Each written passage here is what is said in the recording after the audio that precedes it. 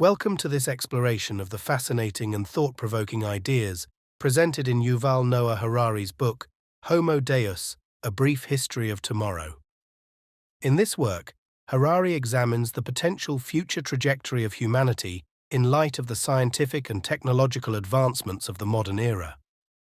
The central premise of the book is that as humans have largely overcome the historical challenges of famine, plague, and war, we are now poised to pursue more ambitious goals, namely, the attainment of immortality, happiness, and divinity. However, Harari argues that the realization of these aims could fundamentally alter what it means to be human, ushering in a new era of Homo Deus, or godlike humans. Throughout this summary, we'll delve into the key concepts and insights presented in the book, tracing the evolution of human society and belief systems, and considering the implications of emerging technologies like artificial intelligence and biotechnology. We'll examine how these developments might reshape our understanding of individuality, free will, and the very nature of consciousness. As we explore these ideas, it's important to keep in mind that Harari's work is speculative and provocative, designed to stimulate critical thinking about the future of our species. While some of the scenarios he presents may seem far-fetched or unsettling, they serve as a starting point for a crucial dialogue about the choices and challenges that lie ahead. So, let's embark on this intellectual journey as we consider what the future may hold for Homo sapiens and the world we inhabit. Part 1. The Rise of Homo sapiens. 1. Conquering the world. Famine, plague, and war. Harari begins by highlighting the remarkable progress humanity has made in recent centuries, particularly in overcoming the age-old threats of famine, plague, and war. In the past, these challenges were seen as inevitable aspects of the human condition, often attributed to divine will or the vagaries of nature. However, advancements in agriculture, medicine, and political organization have dramatically reduced the impact of these threats. Famines, while still occurring in some parts of the world, are now rare and largely preventable. Infectious diseases, though not eradicated, are better understood and more effectively treated. And although armed conflicts persist, they are less frequent and less deadly than in previous eras. Harari argues that this progress represents a fundamental shift in human history. For the first time, we have the knowledge and tools to take control of our own destiny, rather than being at the mercy of external forces. This newfound power raises a profound question: what will we do with it? 2. The cognitive revolution and the rise of fictive language. To understand how humans have come to dominate the planet, Harari takes us back to the cognitive revolution, which occurred around 70,000 years ago. This event marked the emergence of Homo sapiens as a distinct species, characterized by the development of complex language and the ability to create and believe in shared fictions. The capacity for fictive language, Harari argues, is what sets humans apart from other animals. By creating and believing in shared stories, such as myths, religions, and ideologies, humans are able to cooperate on a massive scale, forming societies and civilizations that far exceed the scope of any other species. Harari provides examples of how fictive language has shaped human history, from the rise of agriculture and the establishment of cities to the spread of religions and the formation of nation-states. He also notes that the ability to create and believe in fictions is a double-edged sword, capable of both uniting and dividing humans. 3. The agricultural revolution and the unification of humankind. The next major turning point in human history, according to Harari, was the agricultural revolution, which began around 12,000 years ago. This event marked the transition from a hunter-gatherer lifestyle to one based on farming and animal husbandry.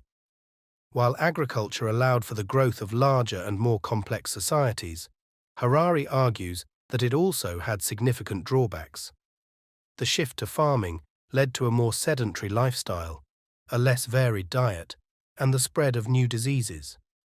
It also created social hierarchies and inequalities, as some individuals accumulated more wealth and power than others.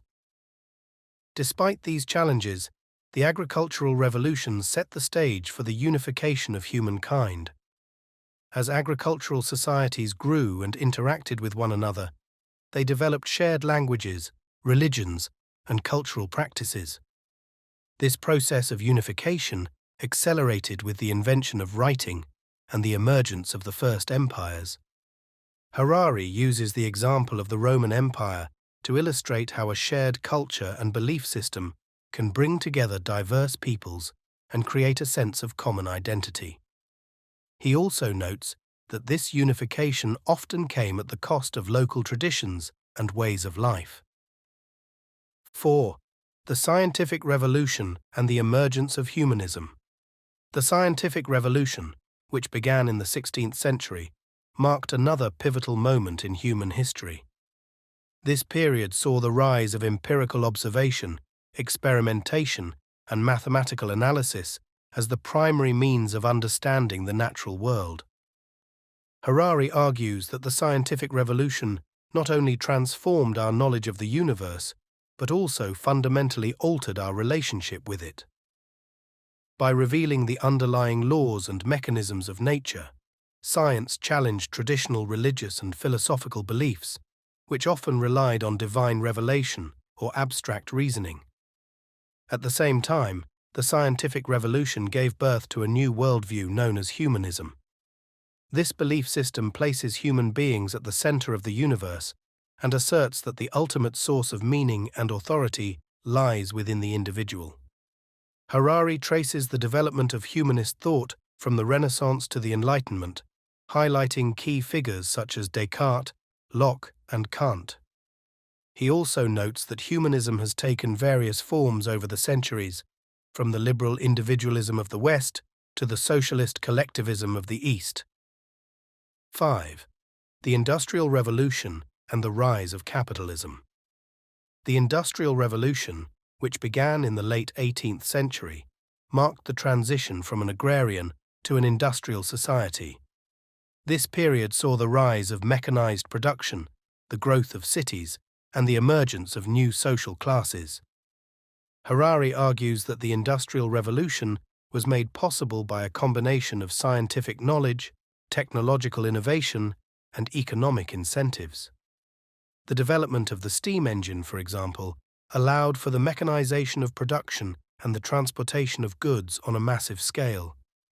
At the same time, the Industrial Revolution gave rise to a new economic system known as capitalism.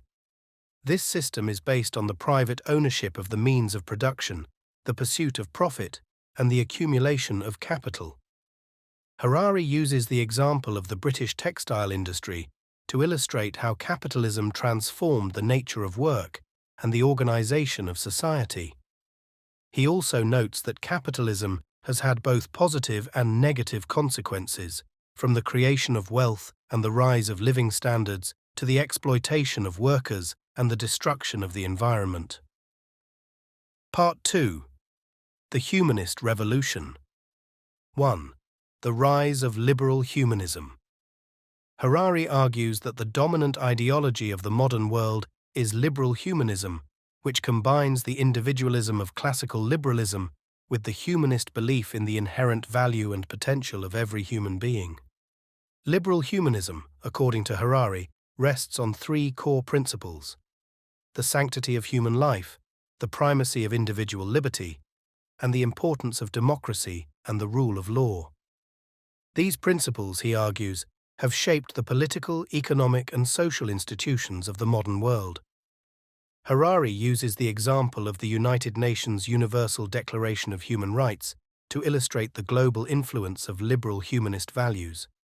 He also notes that these values have been challenged by various ideologies and movements throughout history, from fascism and communism to religious fundamentalism and postmodernism. 2. The triumph of consumerism. Harari argues that one of the most significant consequences of the humanist revolution has been the rise of consumerism. This ideology, he suggests, is based on the belief that the purpose of life is to maximize individual happiness and fulfillment through the acquisition and consumption of goods and services. Consumerism, according to Harari, has become the dominant religion of the modern world, shaping not only our economic activities, but also our social relationships, cultural practices, and personal identities. He uses the example of the shopping mall to illustrate how consumerism has created new spaces and rituals for the pursuit of happiness. Harari also notes that consumerism has had both positive and negative consequences. On the one hand, it has driven economic growth and raised living standards for many people around the world. On the other hand, it has led to environmental degradation, social inequality, and a sense of emptiness and dissatisfaction among many individuals. 3. The paradox of knowledge. Harari argues that one of the paradoxes of the humanist revolution is that the more we know about the world, the less we seem to understand it. This is because the pursuit of knowledge has led to the fragmentation and specialization of human knowledge, making it difficult for anyone to grasp the big picture. At the same time, the acceleration of technological change has made it harder to predict the future and to make sense of the present. Harari uses the example of the Internet to illustrate how a technology that was supposed to bring people together has instead led to the creation of echo chambers and the spread of misinformation. Harari also notes that the pursuit of knowledge has challenged many of the traditional beliefs and values that have guided human societies for centuries. The discovery of evolution, for example, has undermined the idea of a divine creator, while advances in neuroscience have called into question the existence of free will. 4. The threat of ecological collapse. Harari argues that one of the greatest challenges facing humanity in the 21st century is the threat of ecological collapse. This crisis, he suggests, is the result of the unrestrained pursuit of economic growth and the exploitation of natural resources. Harari uses the example of climate change to illustrate the scale and urgency of the problem. He notes that the burning of fossil fuels and the destruction of forests have led to rising temperatures, sea levels, and extreme weather events, threatening the survival of countless species and the stability of human societies. Harari also argues that the ecological crisis is a product of the humanist worldview, which sees nature as a resource to be exploited rather than a sacred entity to be respected. He suggests that we need a new ethic that recognizes the interdependence of all living things and the inherent value of the natural world. 5. The promise and peril of biotechnology. Harari argues that one of the most significant developments of the 21st century will be the rise of biotechnology. This field, he suggests, has the potential to transform the very nature of human existence, from our physical and cognitive abilities to our emotional and moral capacities. Harari uses the example of genetic engineering to illustrate the promise and peril of biotechnology. On the one hand, genetic engineering could allow us to cure diseases, enhance our intelligence, and even extend our lifespan. On the other hand, it could also lead to the creation of new forms of inequality and discrimination, as some individuals and groups gain access to these technologies while others are left behind. Harari also notes that the development of biotechnology raises profound ethical and philosophical questions about the nature of human identity and the meaning of life. If we can alter our genes and enhance our abilities, what does it mean to be human? And if we can create new forms of life, do we have the right to play God? Part 3. The rise of dataism. 1. The emergence of big data. Harari argues that one of the most significant developments of the 21st century will be the rise of big data. This term refers to the massive amounts of information that are being generated and collected by digital technologies, from social media and online shopping to mobile devices and the Internet of Things. Harari uses the example of Google to illustrate the power and potential of big data. He notes that by analyzing the search queries and online behavior of billions of users, Google is able to predict and influence human behavior on a massive scale, from the products we buy to the opinions we hold. Harari also argues that the rise of big data is transforming the nature of knowledge and power in the 21st century. Instead of relying on traditional sources of authority, such as religion or philosophy, we are increasingly turning to algorithms and data analysis to make sense of the world and to guide our decisions. 2. The threat of surveillance capitalism. Harari argues that one of the biggest threats posed by big data is the rise of surveillance capitalism. This term, coined by scholar Shoshana Zuboff, refers to the business model of companies like Google and Facebook, which rely on the collection and analysis of user data to generate profits. Harari uses the example of targeted advertising to illustrate how surveillance capitalism works. By tracking our online behavior and preferences, these companies are able to show us ads that are tailored to our individual interests and desires, making us more likely to click and buy. Harari also notes that surveillance capitalism poses a threat to privacy, autonomy, and democracy. By giving companies and governments access to our most intimate thoughts and behaviors, we are surrendering our freedom and our ability to make independent choices. And by allowing these entities to manipulate our opinions and desires, we are undermining the very foundations of democratic society. 3. The rise of dataism. Harari argues that the ultimate goal of big data is the creation of a new religion known as dataism. This belief system, he suggests, is based on the idea that the universe is made up of data flows and that the value of any entity, whether human or machine, is determined by its ability to contribute to the processing of information. Harari uses the example of the Internet of Things to illustrate the logic of dataism. By connecting every object and device to the Internet, he argues, we are creating a vast network of sensors and processors that can collect and analyze data on a massive scale. This network, he suggests, will eventually become a kind of global brain, capable of making decisions and solving problems that are beyond the reach of any individual human or machine. Harari also notes that dataism poses a challenge to traditional humanist values, such as individualism and free will. If we are just data processors, he asks, what is the meaning of our existence? And if our choices and actions are determined by algorithms and data flows, do we have any real autonomy or agency? 4. The future of work. Harari argues that one of the most significant consequences of the rise of big data and artificial intelligence will be the transformation of work. As machines become increasingly capable of performing tasks that were once the exclusive domain of humans, he suggests, many jobs will become obsolete, leading to widespread unemployment and social upheaval.